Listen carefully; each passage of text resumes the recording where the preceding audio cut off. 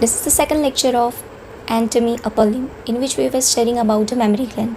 In previous lecture we have already studied about the introduction, extent, situation, deep relations and structure of the mammary gland. In this lecture we will study about the supplies and applied anatomy. There are four supplies: blood supply, venous supply, nerve supply and lymphatic supply. So in blood supply there is internal thoracic artery, which is the branch of subclavian artery. Then superior, lateral and acromion thoracic artery, which is branch of axillary artery. From in this we can remember the trick cell: superior, acromial and lateral thoracic artery, which is a branch of axillary artery. We will study this all the axillary artery, subclavian artery in detail in later lectures. Then lateral branches of posterior intercostal artery. So we can remember the trick, that is seal. seal से पहले क्या आएगी? ऐसे वही superior, lateral, acromial thoracic artery, which are the branches of the axillary artery. Then I say internal thoracic artery, which is the branch of subclavian artery. L say we can remember the lateral branches of posterior intercostal artery. Then we can see the venous supply. So superficial जो veins होती है, they drain into the internal thoracic vein.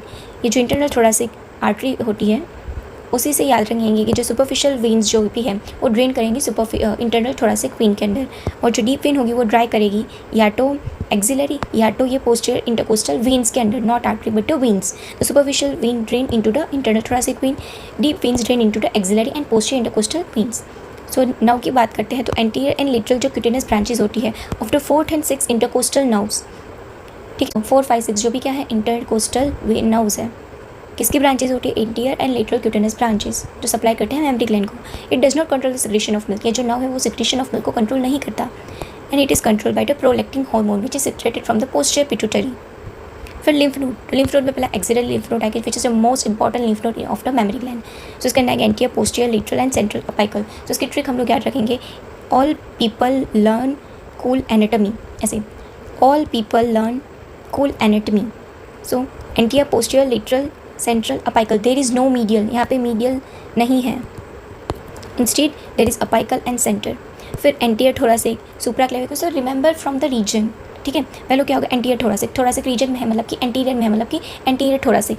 फिर क्या है कि सुप्राक्लेविक्यूलर, ये हमारा clavicle bone है उसके ऊपर, तो सुप्राक्लेविक्यूलर जो लिम्फ नोड्स है वो. फिर आता है सिफेलिक. देन पोस्टीरियर इंटरकोस्टल, सब डायफ्रेगमेटिक एंड सब पेरिटोनियम. ठीक है, तो यहाँ पे हम लोग SC से याद रख सकते हैं. फिर बात करते हैं लिम्फेटिक वेसल्स की. तो सुपरफिशियल जो लिम्फेटिक होती है वो ड्रेन करती है स्किन को, जो भी ब्रेस्ट की स्किन है उसको ड्रेन करती है सुपरफिशियल लिम्फेटिक. और जो डीप लिम्फेटिक होती है वो ड्रेन करती है parenchyma of the breast. Parenchyma मतलब कि मेमरी ग्लैंड. फिर लिम्फेटिक ड्रेन जो करता है वो 75% होता है किसके अंदर? Lymph node, axillary lymph node के अंदर. 20% जो होता है एंटीरियर थोरासिक लिम्फ नोड के अंदर. एंड 5% जो होता है posterior intercostal lymph node. Again this is the MCQ question. 75% axillary lymph node, 20% anterior thoracic lymph node and 5% posterior intercostal lymph node. फिर सब एरोला प्लेक्सस ऑफ सेपी होता है, जो क्या करता है? ये प्लेक्सस होता है लिम्फ वेसल का, जो प्रेजेंट होता है डीप टू एरियोला. एरियोला के डीपली प्रेजेंट होता है कौन? सब एरोला प्लेक्सस ऑफ सेपी. फिर anterior and central group of lymph node होते हैं, जो कि मोस्ट कॉमन इन्वॉल्व होते हैं कार्सिनोमा के ब्रेस्ट के अंदर. Again most important MCQ, anterior and centre. तो AC से याद रखना. AC जो लिम्फ नोड होते हैं, ग्रुप ऑफ लिम्फ नोड होते हैं ब्रेस्ट के अंदर, वो मोस्ट कॉमन इन्वॉल्व होते हैं कार्सिनोमा ऑफ द ब्रेस्ट के अंदर. फिर एंटीरियर थोरासिक लिम्फ नोड जो होते हैं ड्रेन करते हैं not only from inner half of the breast, वो इनर हाफ से नहीं but also from outer half of the place से भी वो ड्रेन करते हैं. ठीक है, so this are the sub areola plexus of Sappey, जो कि यहाँ पे कहाँ पे लोकेट होता है? डीप टू एरियोला लोकेट होता है. फिर क्लिनिकल की बात करते हैं तो अपर लिटरल क्वाड्रेंट जो है हमने देखा था, अपर लिटरल क्वाड्रेंट जहाँ से एक्सिलरी टेल ऑफ स्पेंस निकलती थी, वो मोस्ट साइड होती है, फ्रिक्वेंट साइड होती है कार्सिनोमा ऑफ ब्रेस्ट के लिए. फिर प्योरली ऑरेंज अपीयरेंस. तो यहाँ पे क्या हो जाता है कि जो सुपरफिशियल लिम्फ वेसल्स होती है उसका ऑब्स्ट्रक्शन हो जाता है, जिसकी वजह से ऑब्स्ट्रक्शन हो जाएगा कैंसरस सेल की वजह से, जिसकी वजह से वो उसका जो कलर है वो ऑरेंज कलर की स्किन हो जाती है, जिसको बोलते हैं प्योरली ऑरेंज अपीयरेंस. फिर गायनेकोमेस्टिया जो क्लिनफिल्टर सिंड्रोम में हमें देखने को मिलता है, जहाँ पे 47 एक्सेस क्रोमोसोम होता है, वहाँ पे जो डेवलपमेंट ऑफ ब्रेस्ट वो मिल्क के अंदर भी देखने को मिलता है. फिर इंसीजन ऑफ एप्सिस. अगर कोई एप्सिस हो चुका है ब्रेस्ट के अंदर तो उसको इंसीजन मतलब कि कट करेंगे. तो कैसे करेंगे? रेडियली कट करेंगे हम लोग, रेडियल वे में कट करेंगे. क्यों? क्योंकि to avoid the cutting of lactiferous duct. अगर रेडियली नहीं करेंगे तो देयर आर चांसेस कि लेक्टिफेरस डक्ट जो है वो कट हो जाए.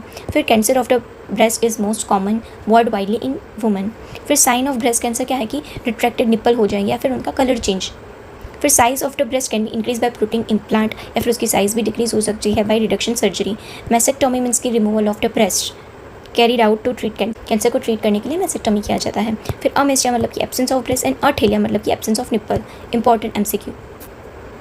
फिर जो कैंसर है वो एक ब्रेस्ट से दूसरे ब्रेस्ट में भी स्प्रेड हो सकता है due to communication of superficial lymphatic of breast across the mid line, क्योंकि कनेक्शन होता है सुपरफिशियल लिम्फेटिक्स का। फिर कैंसर ऑफ द ब्रेस्ट जो है वो लीवर तक भी स्प्रेड हो सकता है due to communication of lymph vessels with abdomen, क्योंकि लिम्फ वेसल्स जो भी है वो कनेक्टेड होती है किसी एब्डोमेन से। कैंसर ऑफ ब्रेस्ट में स्प्रेड टू वर्टेब्रा या फिर ब्रेन में, क्योंकि सेगमेंटल वेन्स जो होती है उसकी वजह से। फिर कार्सिनोमा में arise from epithelium of large duct से भी कार्सिनोमा अराइज कर सकता है। फिर मैमोग्राम हम लोग यूज़ करेंगे to reveal out a cancerous mass.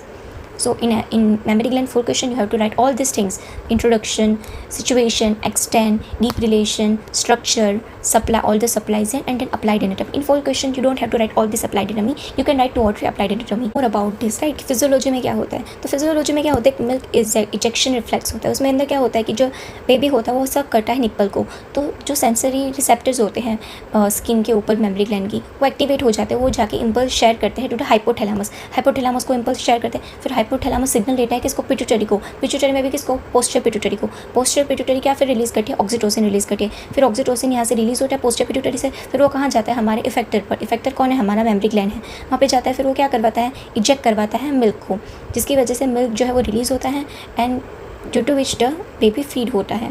This is a positive feedback mechanism जिसको बोलते हैं मिल्क इजेक्शन रिफ्लेक्स। ना उसके पैथोजेनेसिस देखते हैं, तो एक सेफाइलोकोकस ऑरियस बैक्टीरिया होता है which is a gram positive bacteria.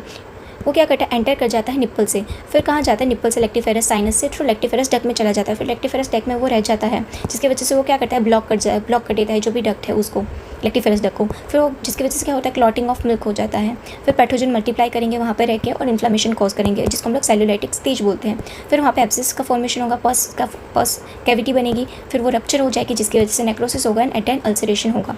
You will study this in surgery.